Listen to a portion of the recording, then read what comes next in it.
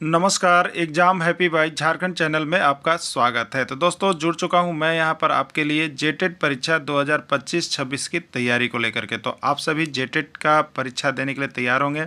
जेटेट परीक्षा बहुत जल्द होने वाली है, तो आप सभी यहां पे क्लासेज के लिए अवश्य जुड़ेंगे। आपको बताते चले, जेटेट में तैयारी को लेकर के बहुत तरह से आपके मन में कौतूहल बना हुआ होगा कि किससे तैयारी करें, कहाँ से तैयारी करें। तो आपको बताते चले, जेटेट परीक्षा में यदि आपको परचम लहराना है तो आप झारखंड राज्य के अनुमोदित पाठ्यक्रम JCERT किताब को पढ़ना कभी भी नहीं भूलेंगे। बाहर का प्रैक्टिस सेट लेकर के यदि आप पढ़ रहे हैं तो वो आपके साथ धोखा हो रहा है, ठीक है। तो आप JCERT जैक का किताब ले लीजिए, जो कि आपको झारखंड राज्य के सरकारी विद्यालयों में मिलते हैं। अगर आपको नहीं मिल पाता है तो हम देखिए यहाँ पे झारखंड राज्य के सरकारी विद्यालय से आपको हूबहू हैंड रिटेन नोट्स डेली बना करके, जो आपका न्यू सिलेबस आया है उसके आधार पर यहाँ पर सभी सब्जेक्ट का, चाहे आप 1 से 5 के शिक्षक हो, चाहे 6 से 8 का शिक्षक हो, सभी की तैयारी करवाते हैं। आप घर बैठे यहाँ पर क्षेत्रीय भाषा छोड़ करके सभी सब्जेक्ट का केवल 500 रुपये में तैयारी कर सकते, जिसके लिए देखिए यहाँ पर आपको मोबाइल नंबर दिया गया है 9631054226 पर आप संपर्क करके यहाँ से सभी कोर्सेज परचेज भी कर सकते हैं, तैयारी भी कर सकते हैं। बहुत सारे कोर्सेज बन गए हैं, तो आप अवश्य संपर्क कर लेंगे, घर बैठे ही तैयारी यहाँ से हो जाएगी। चलिए देखते हैं आगे। किस अवस्था को संस्कारों की अवस्था कहा गया है? आपको बताना है कि कौन सी अवस्था जो है उस संस्कार की अवस्था है। बाल्यावस्था, शैशवावस्था, किशोरावस्था या कोई नहीं, ठीक है। तो बाल्यावस्था बताइए किसकी ये अनोखा है, ये जो है आपको टोली का अवस्था है, ठीक है। शैशवावस्था जो है, शैशवावस्था संस्कार की अवस्था है, इसमें बच्चा को संस्कार सिखाया जाता है, तो संस्कार की अवस्था है। किशोरावस्था संघर्ष, तनाव और तूफान की अवस्था है। तो ये संस्कारों की अवस्था किसको कहा गया है बताइए? तो ये शैशवावस्था को संस्कार की अवस्था कहा गया है, ठीक है। जीवन का अनोखा काल किसको कहा जाता है? जीवन का अनोखा काल किसको कहा जाता है? शैशवावस्था, किशोरावस्था, बाल्यावस्था, कोई नहीं, ठीक है। देखिए, सीखने का दो होता है, सीखने का अनोखा काल और एक जीवन का अनोखा काल, ठीक है। तो सीखने का अनोखा काल तो वो आपका शैशवावस्था में, लेकिन जीवन का अनोखा काल यदि कहेगा, जो आपको दोबारा नहीं मिल सकता है, जो आपको टोली, गिरोह या समूह की अवस्था होता है, वो होता है आपका बाल्यावस्था, ठीक है। इसलिए जीवन का अनोखा काल यदि कहा जाएगा तो वो बाल्यावस्था ही है, जिसमें बच्चा किसी भी समूह के साथ खेल रहा होता है और बड़े मौज मस्ती कर रहा होता है। तो ये जीवन का अनोखा काल होता है, जो कि दोबारा नहीं मिल पाता है, तो ये बाल्यावस्था को ही कहा जाता है। सीखने का अनोखा काल किसको कहा जाता है? सीखने का अनोखा काल किसको कहा जाता है? शैशवावस्था, बाल्यावस्था, किशोरावस्था या कोई नहीं, ठीक है। तो सीखने का जो अनोखा काल होता है वो शैशवावस्था होता है। जीवन का अनोखा काल जो होता है बाल्यावस्था होता है। संघर्ष और तूफान की अवस्था जो होता है वो किशोरावस्था होता है। तीनों अवस्था को आपको लेकर के दिमाग में चलना है। यहाँ से एक प्रश्न लगभग आपके एग्जाम में छप जाते हैं, ठीक है। चलिए अगला है, संग्रह करने की प्रवृत्ति होती है। संग्रह करने की प्रवृत्ति किस में होती है? बाल्यावस्था में, किशोरावस्था में, शैशवावस्था में, या इनमें से कोई नहीं। देखिए, बच्चा को कुछ कुछ चीज़ कलेक्ट करना, संग्रह करके रखना बहुत पसंद आने लगता है। वह अवस्था जो होता है, देखिए उस बच्चा का बाल्यावस्था होता है, जिसमें गिरोह बना करके जैसे जैसे लोगों का मत मिलता है वैसे वैसे वो चीज़ों को संग्रह करना जानता है, ठीक है। तो संग्रह करने की प्रवृत्ति उस समय बच्चों में सबसे अधिक हावी होता है, वो आपका है बाल्यावस्था में, ठीक है। चलिए अगला है, गिरोह या गैंग वाली अवस्था कहलाती है। बताइए, गिरोह या गैंग कब बनता है, टोली कब बनता है? बताइए, अभी आपको बताया गया था, बाल्यावस्था में बनता है, शैशवावस्था बनता है, किशोरावस्था में, या कभी नहीं, ठीक है। तो ये जो आपको गिरोह वाली अवस्था है, टोली वाली अवस्था है, गैंग वाली अवस्था है, ये सभी जो चला जाता है वो आपका यहाँ पर बाल्यावस्था में चला जाता है। नैतिकता का अभाव किस अवस्था में होता है? बताइए कि नैतिकता का अभाव किस अवस्था में बच्चा में होता है, ठीक है। शैशवावस्था, बाल्यावस्था, किशोरावस्था, प्रौढ़ावस्था। देखिए, दो अवस्था, शैशवावस्था, बाल्यावस्था। तो शैशवावस्था में तो बच्चा क्या होता है बताइए? ये तो कुछ नहीं जान पाता है कि कौन लड़का है, कौन लड़की है, या दुनिया में कौन क्या है। ये दूसरों पर आश्रित होता है, ये दूसरों पर आश्रित है, इसलिए इसको कुछ भी चीज़ पता नहीं है। जैसा आप कीजिएगा वैसा वो करेगा, वो बातों को दोहराते रहता है, देखते रहता है, ठीक है। तो इसमें नैतिकता की बात कहीं से भी नहीं आती है कि बच्चा में कैरेक्टर खराब हो गया। तो नैतिकता का प्रश्न कहीं से उठता ही नहीं है। तो नैतिकता का अभाव किस अवस्था में होता है? तो नैतिकता का अभाव बच्चा में शैशवावस्था में होता है, जो कि नैतिकता उसमें पाया ही नहीं जाता है, ठीक है। विद्यार्थियों को विद्यालय में खेलना क्यों उचित है? देखिए, विद्यालय में विभिन्न प्रकार के विद्यार्थी होते हैं, ठीक है, और सभी विद्यार्थियों को खेलना क्यों उचित माना जाता है, इसका क्या महत्व है खेल का, ठीक है। यह उन्हें शारीरिक रूप से सशक्त बनाएगा, ये भी बिल्कुल सही है। यह शिक्षकों के लिए काम आसान करेगा। अगर कोई शिक्षक होंगे तो ये भी सोचेंगे कि बच्चा को छोड़ देते हैं, मेरा काम इधर आसान होगा, बच्चा खेलते रहेगा, ठीक है। यह समय बिताने में सहायक होगा, ऐसे देखिएगा तो ये भी सही है कि समय बीत रहा है। हमको 9 से 3 जाना है, आराम से बच्चा को छोड़ दिए, मेरा समय निकल गया। ठीक है, ये भी सही ऑप्शन कोई मार सकते हैं। यह सहयोग, अनुशासन एवं शारीरिक संतुलन का विकास करेगा। लेकिन राइट आंसर आपका तो डी है। अगर आप बच्चा खेल रहा है तो उसमें क्या हो रहा है, 10-11 बच्चे का टीम होता है, तो उसमें सहयोग की भावना भी आ रही है। ठीक है, उसमें अनुशासन भी आ रहा है और उसमें शारीरिक संतुलन भी आ रहा है। इसलिए खेल बहुत ही जरूरी चीज़ होता है। ठीक है, खेल में सहयोग भी बच्चा सीखता है, अनुशासन भी सीखता है, शारीरिक संतुलन भी सीखता है। ठीक है, इसलिए यह जरूरी है। अभिप्रेरित शिक्षण का संकेत माना जाता है। अभिप्रेरित शिक्षण का संकेत माना जाता है। मान लीजिए कि आपका बच्चा जो है विद्यालय में अभिप्रेरित है, तो उस शिक्षण का संकेत क्या है, कैसे माना जाएगा कि बच्चा जो है अभिप्रेरित शिक्षण कर रहा है। कक्षा में अधिगम उपस्थिति, शिक्षक द्वारा किया गया उपचारात्मक कार्य, विद्यार्थियों द्वारा प्रश्न पूछना, कक्षा में एकदम खामोशी। ठीक है, तो एक अभिप्रेरित शिक्षण में कक्षा में तो खामोशी होना ही नहीं चाहिए। कक्षा में क्या होना चाहिए, बातचीत का चर्चा चलते रहना चाहिए।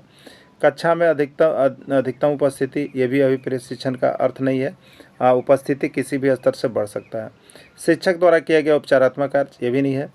विद्यार्थियों द्वारा प्रश्न पूछना, ठीक है, ये सबसे उचित इसका आंसर है अभिप्रेरित शिक्षण। अगर बच्चा अभिप्रेरित रहेगा पढ़ाई के प्रति, तो वह क्या कहेगा, जब भी आप पढ़ा रहे होंगे, जब भी आप किसी चीज़ को पढ़ा रहे होंगे, तो वह बीच बीच में आपसे प्रश्न पूछेगा। इसका मतलब है कि वो पढ़ाई के प्रति अभिप्रेरित है। तो अभिप्रेरित शिक्षण का अर्थ है कि यहाँ पे विद्यार्थियों द्वारा बीच बीच में प्रश्न पूछा जाना, तो वह अभिप्रेरित बच्चा का अभिप्रेरित शिक्षण का संकेत माना जाएगा। ठीक है, यानी राइट आंसर सी है।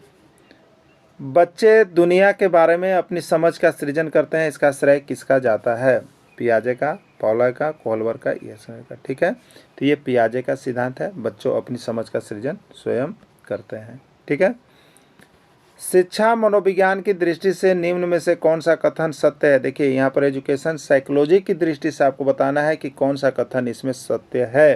ठीक है, चलिए अब देखिएगा, पहला यहाँ पर कथन है कि बच्चे अपने ज्ञान का स्वयं सृजन करते हैं। दूसरा, विद्यालय में आने से पहले बच्चों को कोई पूर्व ज्ञान नहीं होता है। अधिगम प्रक्रिया में बच्चों को कष्ट होता है।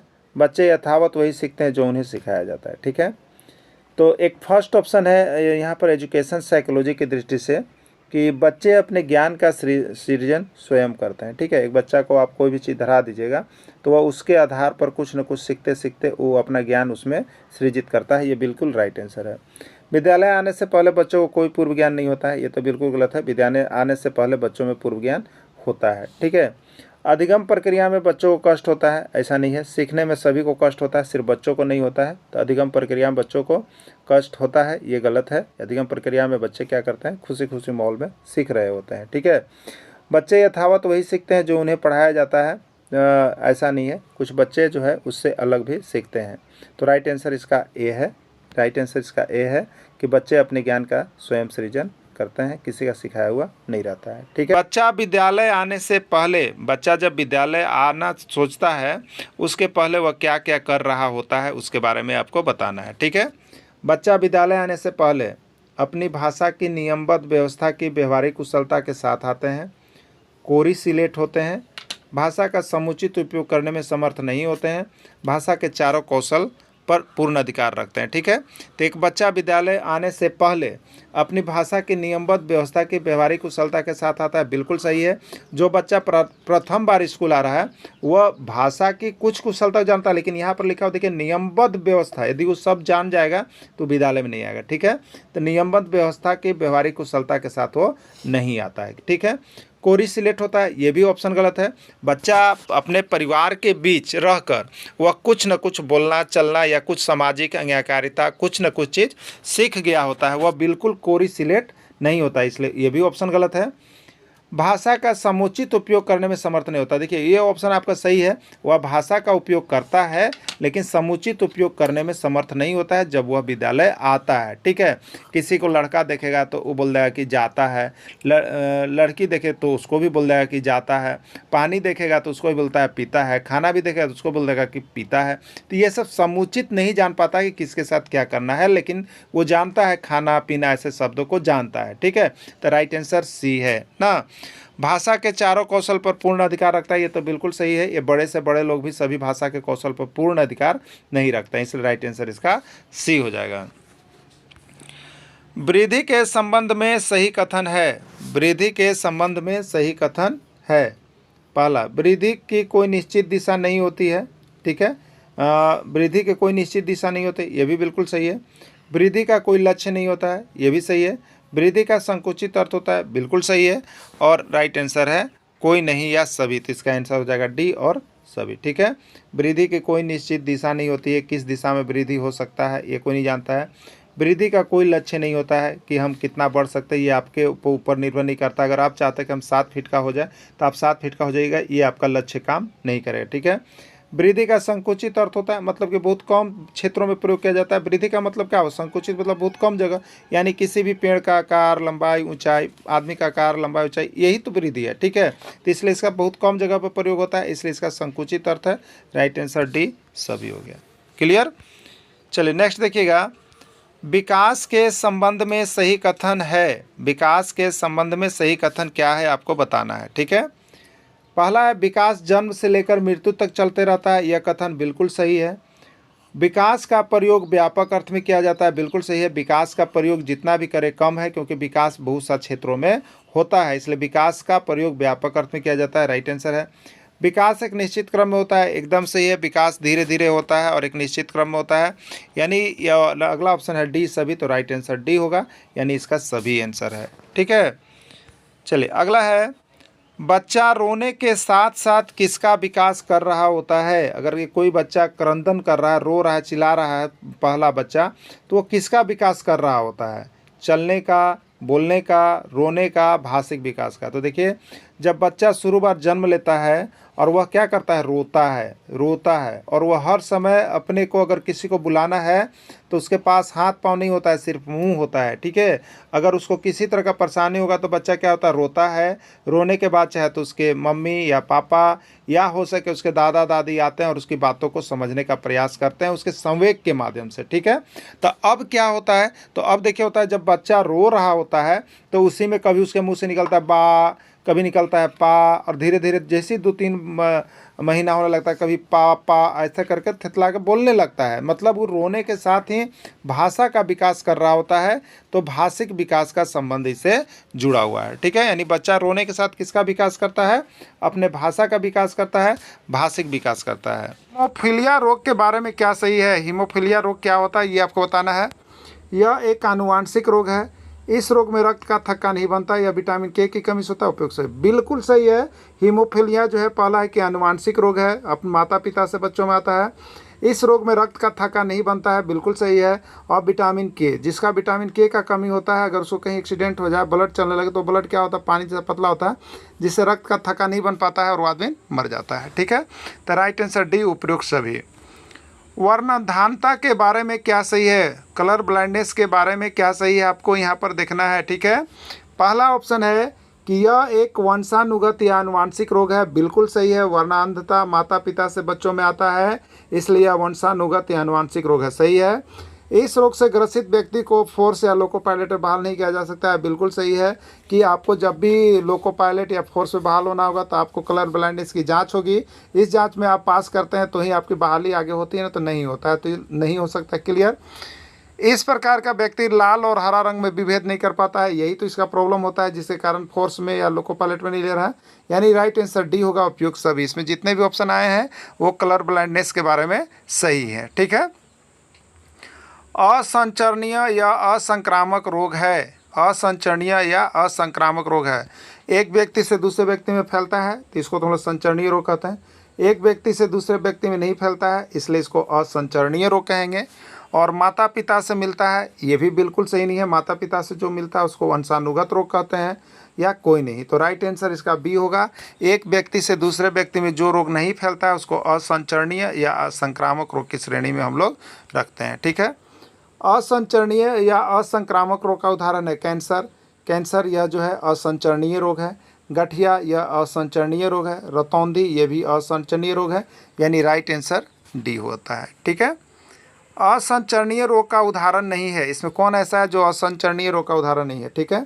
वर्णांधता, ठीक है, वर्णांधता, गठिया, कैंसर, ठीक है। तो ये सभी के उदाहरण नहीं है, तो राइट आंसर ऐसे इसका देखें यहाँ पे सभी होना चाहिए, ठीक है। वर्णांधता क्या है, तो ये असंचरणीय रोग नहीं है, ठीक है।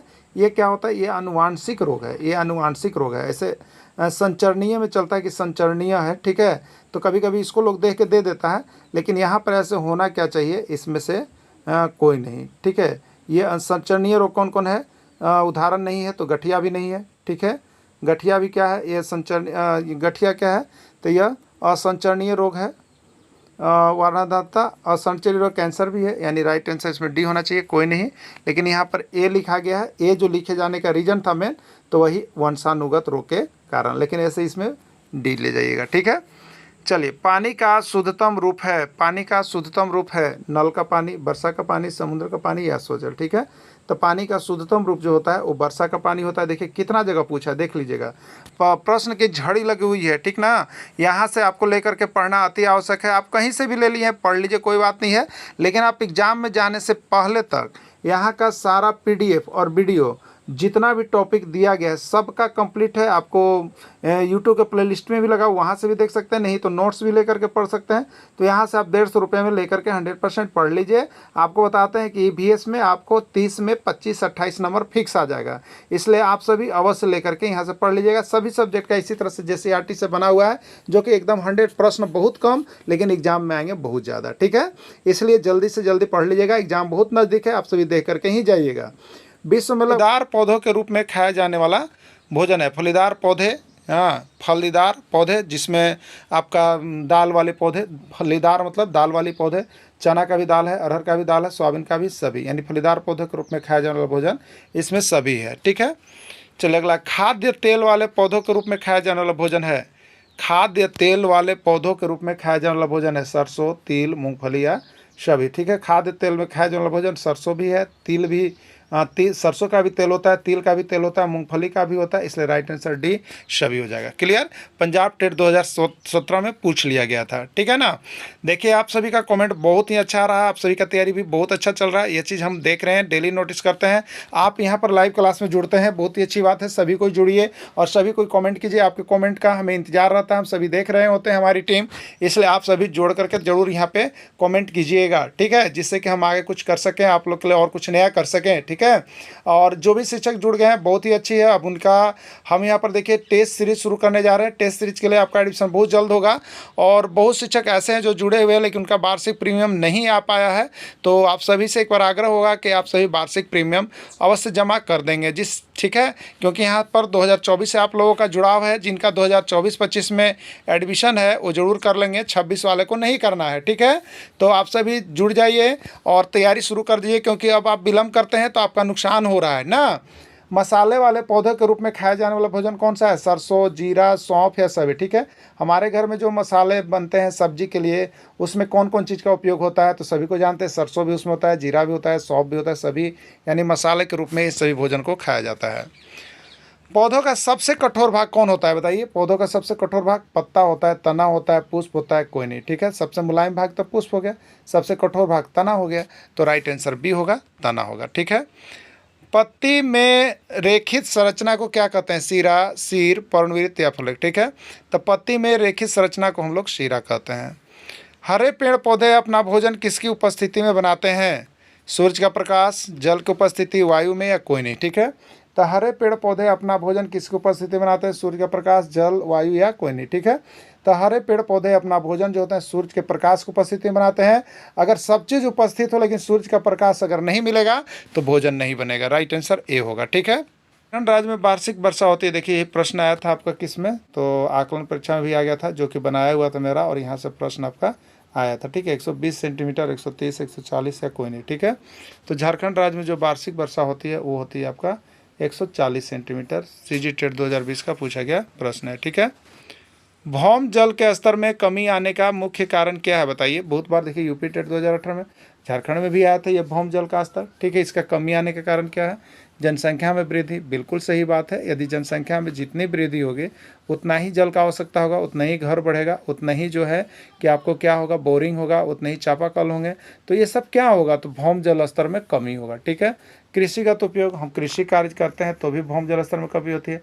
वर्षा का असमान वितरण, ये तो भौम जल स्तर की कमी आने का सबसे मुख्य कारण है, क्योंकि किसी वर्ष वर्षा जो है 250 मिलीमीटर हो जाती है, किसी बार 120 मिलीमीटर होती है, कभी किसी बार 100 मिलीमीटर वर्षा होती है। तो इससे क्या होता है, भौम जल स्तर में कमी होता है, एक सामान्य वर्षा नहीं होती है तब। ठीक है। तो वर्षा का असमान वितरण इसका राइट आंसर हो जाएगा। ठीक है। चलिए, यानी ये सभी आंसर होंगे, राइट आंसर डी होगा। भौम जल की जनसंख्या सभी है। ठीक है, राइट आंसर डी है। झारखंड में जल पुरुष के नाम से किसको जाना जाता है, बताइए। झारखंड में जल पुरुष के नाम से किसको जाना जाता है? सीमन उरांव, कमसिन उरांव, जगन उरांव या कोई नहीं। ठीक है। तो झारखंड में जल पुरुष के नाम से किसको जाना जाता है? सीमन उरांव को झारखंड का जल पुरुष के नाम से जाना जाता है। ठीक है। लद्दाख किस प्रकार का रेगिस्तान है, आपको बताना है। गर्म, ठंडा, शुष्क या, ठीक है, ये रेगिस्तान का श्रेणी है। लद्दाख किस प्रकार का, तो लद्दाख जो है आपको ठंडा रेगिस्तान है। ठीक है। बिहार टेट 2017 और सीजी टेट 2015। ठीक है। सहारा जो है वो गर्म है और लद्दाख जो है ठंडा रेगिस्तान है। ठीक ना। चलिए, खा पा चा किस रेगिस्तान का नाम है? खा पा चा किस रेगिस्तान का नाम है? खा पा चान, याद रखिएगा, प्रश्न आया हुआ था हरियाणा टेट में और उत्तराखंड टेट में। लद्दाख रेगिस्तान, सहारा रेगिस्तान, सभी है, कोई नहीं। ठीक है। तो खा पा चा जो है किसको कहते हैं हम लोग? लद्दाख रेगिस्तान को कहते हैं खा पा चा। मनाली लेह राजमार्ग पर्यटकों के लिए खोला जाता है। मनाली लेह जो है राजमार्ग है वो पर्यटकों के लिए कब खोला जाता है? मई जून में, जून जुलाई में, जुलाई सितंबर में, कोई नहीं। ठीक है। बिहार टेट 2011 का पूछा गया प्रश्न है कि मनाली लेह राजमार्ग पर्यटकों के लिए कब खोला जाता है। ठीक है। तो राइट आंसर इसका सी होगा। जुलाई से सितंबर के बीच में पर्यटकों के लिए यह खोल दिया जाता है मनाली लेह राजमार्ग। ठीक है। मरुस्थल में किस प्रकार के पौधे रहते हैं? एमपी टेट 2021 और एमपी टेट 2013 में पूछा गया है कि मरुस्थल में किस प्रकार के पौधे रहते हैं? कैक्टस, खजूर, नागफनी या सभी। ठीक है। तो देखिए, मरुस्थल में झाड़ीदार और कांटेदार पौधे रह सकते हैं कि वही वहाँ रहने के लिए अनुकूलित होते हैं। तो जिसमें कैक्टस, खजूर और नागफनी, ये तीनों जो है कांटेदार पौधे हैं, झाड़ीदार, तो ये मरुस्थल में रह सकते हैं। तो इसलिए इसका राइट आंसर डी होगा, सभी होगा। यानी मरुस्थल में कैक्टस, खजूर और नागफनी के जैसे पौधे वहाँ पे रहते हैं। मरुस्थलीय पौधे की विशेषता क्या है? मरुस्थल में जो पौधे रहते हैं वो क्यों मरुस्थल में रहने के लिए अनुकूलित रहते हैं, उसकी विशेषता क्या है?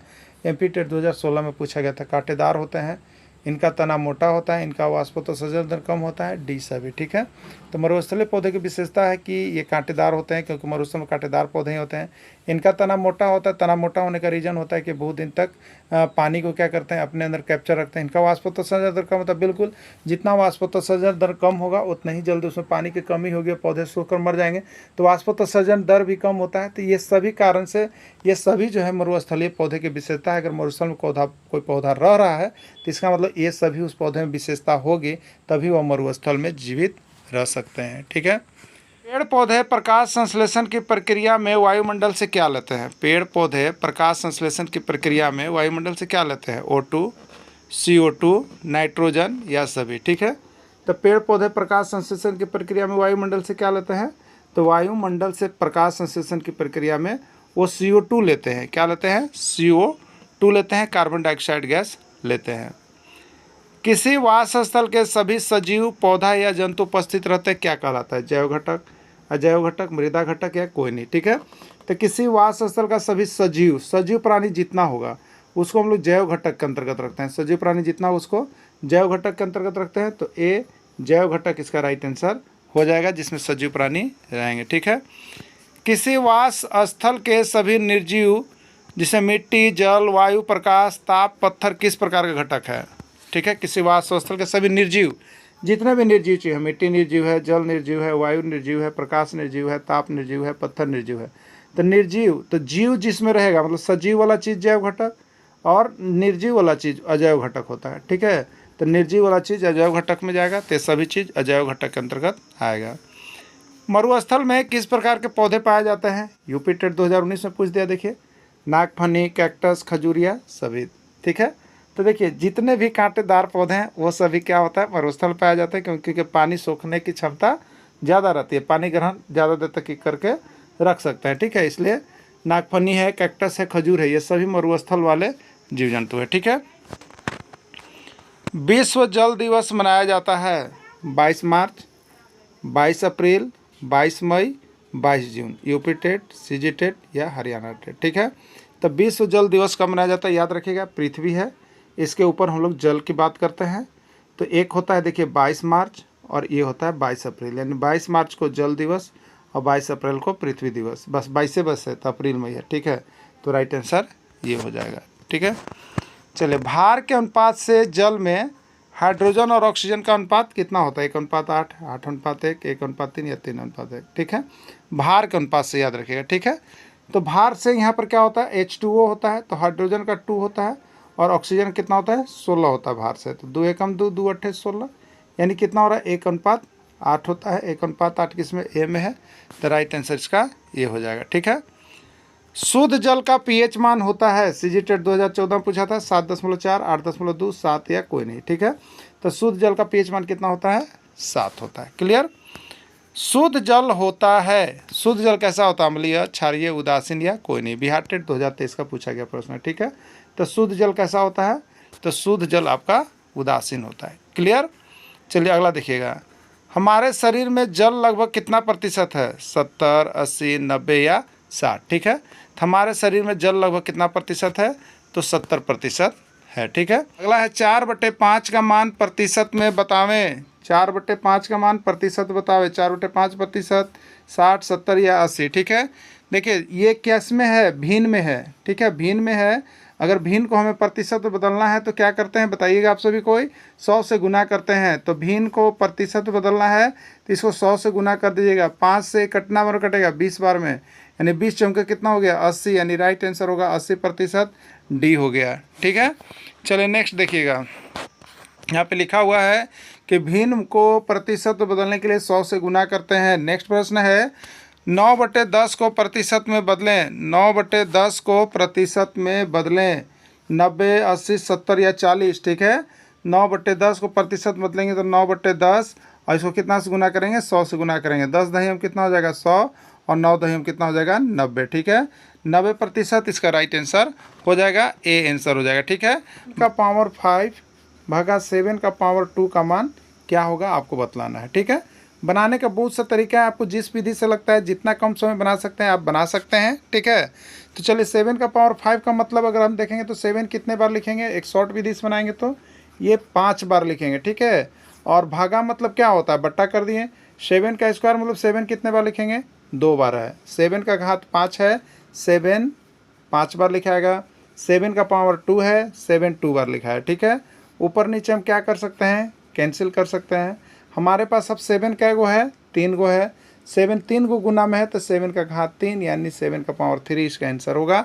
7 का पावर 3 किस में है, बी में है, बी इसका राइट आंसर हो जाएगा। ठीक है, और फार्मूला के अनुसार आप देखिएगा, आप लोगों को अगर आ रहा है तो ए का पावर एम भागा ए का पावर एन, तो क्या होता है, दोनों का देखिए यहाँ पे बेस जो है समान है, पावर अलग अलग है। जब बेस समान हो और यह भागा के रूप में हो तो बेस वही रह जाएगा, पावर एक दूसरे में क्या होता है, घट जाता है, यानी m-n हम कर सकते हैं। ठीक है, तो यहाँ पर a के रूप में क्या है, दोनों में 7 है तो 7 हो गया, और m-n क्या है, 5 - 2, तो 7 का पावर 5 - 2 यानी 7 का पावर 3। तो आप जिस विधि से बना सकते हैं, सूत्र की विधि से बना सकते हैं, शॉर्ट विधि से बना सकते हैं, आपको जिसमें समझ में आप उसी से बनाइए आसान तरह से। ठीक है, चलिए देखिए यहाँ पे बनाया हुआ है कि इस सूत्र पर ये बनाया हुआ था, आपको भी याद रखना है।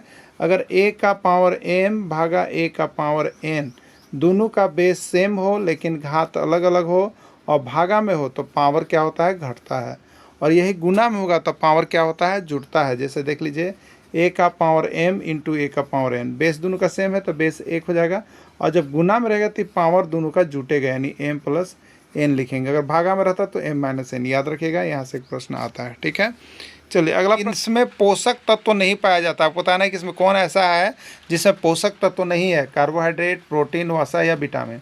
तो कार्बोहाइड्रेट हमारे पोषक तत्व है, प्रोटीन भी पोषक तत्व है, वसा पोषक तत्व है, लेकिन विटामिन ये क्या है, पोषक तत्व नहीं है, हमारे शरीर के रोग प्रतिरोधक क्षमता को बढ़ाती है सिर्फ। ठीक है, लौह तत्व की कमी से कौन सा रोग होता है, लौह तत्व की कमी से कौन सा रोग होता है, रक्तप्लाता, एनीमिया, घेघा या रतौंधी। ठीक है, अगर लौह तत्व की अधिकता से पूछता तो रक्तप्लाता होता, लौह तत्व की कमी से पूछेगा तो एनीमिया होगा, और आयोडीन की कमी से पूछेगा तो घेघा होगा, और विटामिन ए की कमी से पूछेगा तो रतौंधी होगा। सभी को याद कर लेना है, एक भी प्रश्न छोड़ना नहीं है। 1 से 5 शिक्षक के लिए पर्यावरण अध्ययन का यह बहुत अच्छा चैप्टर है, इसको सबको देखेंगे।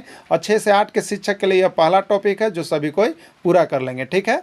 हड्डियों एवं दांतों को स्वस्थ रखने के लिए किसका उपयोग किया जाता है? आयोडीन का, ब्रोमीन का, कैल्शियम का, यह सभी, ठीक है। तो हड्डियों एवं दांतों को स्वस्थ रखने के लिए हम लोग किसका उपयोग करते हैं? कैल्शियम का। किसका उपयोग करते हैं? कैल्शियम। कैल्शियम अगर अच्छा है तो हड्डी एवं दांत हमारा स्वस्थ रहता है, ठीक है। नेक्स्ट प्रश्न है, शरीर का दुबला पतला हो जाना और पेट का फूल जाना किस रोग का पहचान है? सूखा रोग, रतौंधी, घेघा रोग या कोई नहीं। शरीर का दुबला पतला हो जाना और पेट का फूल जाना किस रोग का पहचान है, ठीक है। तो यह जो पहचान है आपको देखिए यहाँ पे सूखा रोग का पहचान है, ठीक है। रिकेट्स का पहचान है, सूखा रोग का पहचान है। दांत कमजोर हो जाना, दांत से खून का बहना किस रोग की पहचान है? सूखा रोग, पायरिया, घेघा या कुछ नहीं, ठीक है। तो सूखा रोग डी, पायरिया। पायरिया रोग में ही दांत से क्या होता है? खून का बहता है, दांत कमजोर होता है पायरिया रोग के कारण। तो ये राइट आंसर है पायरिया इसका, ठीक है। गले की ग्रंथि किस रोग में फूल जाती है? सूखा रोग, पायरिया, मोटापा या कोई नहीं, ठीक है। तो गले की ग्रंथि, सूखा रोग इसमें नहीं होता है, पायरिया इसमें नहीं होता है, मोटापा इसमें नहीं होता। तो राइट आंसर डी होगा, कोई नहीं। तो इसका ऑप्शन क्या होगा? घेघा रोग होगा, ठीक है। तो नवीकरणीय संसाधन का उदाहरण है, नवीकरणीय संसाधन का उदाहरण है MP TET 2014, CG TET 2016, Punjab TET 2018 पूछा गया है। नवीकरणीय संसाधन का उदाहरण है, ठीक है। नवीकरणीय संसाधन वैसे संसाधन है जो बहुत जल्द जिसका निर्माण हो सकता है, ठीक है। सौर ऊर्जा, पवन ऊर्जा, जल, मृदा, वन, सभी। तो ये सभी का बहुत जल्द निर्माण हो सकता है, बहुत कम समय में निर्माण हो सकता है, इसलिए इसका नवीकरणीय संसाधन कहते हैं। और वैसे संसाधन जिसको सैकड़ों साल लग जाते हैं उसको अनवीकरणीय संसाधन कहते हैं, ठीक है। चलिए अब आ गया अनवीकरणीय संसाधन का उदाहरण है उत्तराखंड टेट 2016 और राजस्थान टेट 2014। कोयला, पेट्रोलियम, प्राकृतिक गैस या सभी, ठीक है। तो अनवीकरणीय संसाधन का उदाहरण कोयला, पेट्रोलियम, प्राकृतिक गैस ये सभी है। राइट आंसर डी सभी हो जाएगा, ठीक है। कोयला किस प्रकार का संसाधन नहीं है? कोयला किस प्रकार का संसाधन नहीं है? हरियाणा टेट 2014, एमपी टेट 2017 और सीजी टेट 2013 का पूछा गया प्रश्न है कि कोयला किस प्रकार का संसाधन नहीं है, ठीक है। तो कोयला जो है वो नवीकरणीय संसाधन नहीं है, ये तो कन्फर्म रही है, क्योंकि इसको बनने में लाखों करोड़ों साल लग जाते हैं, इसलिए यह अनवीकरणीय संसाधन की श्रेणी में आता है। तो आपसे पूछा था कि कोयला किस प्रकार का संसाधन नहीं है, तो कोयला जो है यहाँ पे नवीकरणीय संसाधन नहीं है, आंसर ये हो गया। अनवीकरणीय संसाधन है, अजैव संसाधन है, प्राकृतिक संसाधन है। तो राइट आंसर ए हो जाएगा। इसके कितने भेद होते हैं देखिए, एग्जाम में आया हुआ है, और समाज से एक प्रश्न आपके एग्जाम में रहेंगे, और समाज से जितने राज्यों में प्रश्न आए हैं उसका टोटल का पीडीएफ बना दिया गया है, आप सभी वहाँ से ले लीजिएगा, पढ़ लीजिएगा।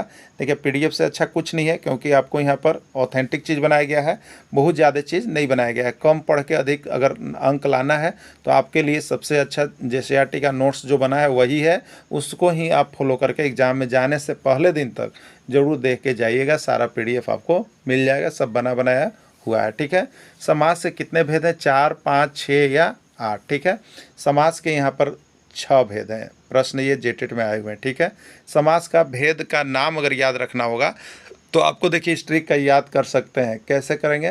तो अब तक समास 2 है, इसी पर समास का सब नाम याद हो जाएगा। अब तक समास 2 है, ठीक है, याद कर लीजिएगा। तो अ से अव्ययी भाव समास, ब से बहुब्रीहि समास, त से तत्पुरुष समास, क से कर्मधारय समास, ठीक है। यहाँ पे हो गया 4 गो, यहाँ पे क्या गो हो गया? 4 गो अब तक से, अ से एगो, ब से एगो, त से एगो, क से एगो।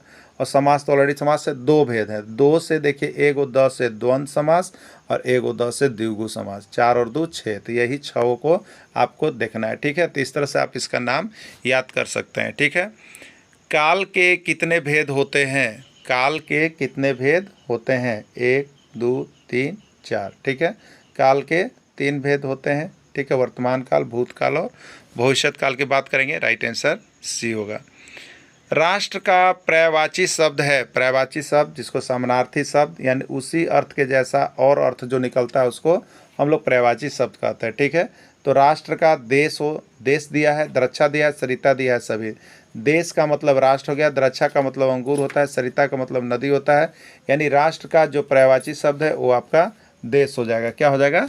देश हो जाएगा राष्ट्र का पर्यायवाची शब्द। ठीक है, अब देखिए यहाँ पे चांद पर थूकना, चांद पर थूकना मुहावरा का क्या अर्थ है आपको बताना है। चांद को थूकना, चांद को मारना, किसी को अपमान करना या कोई नहीं। ठीक है, तो चांद पर थूकना जो मुहावरा का अर्थ है, किसी को अपमान करना हम लोग कहते हैं चांद पर थूकना को।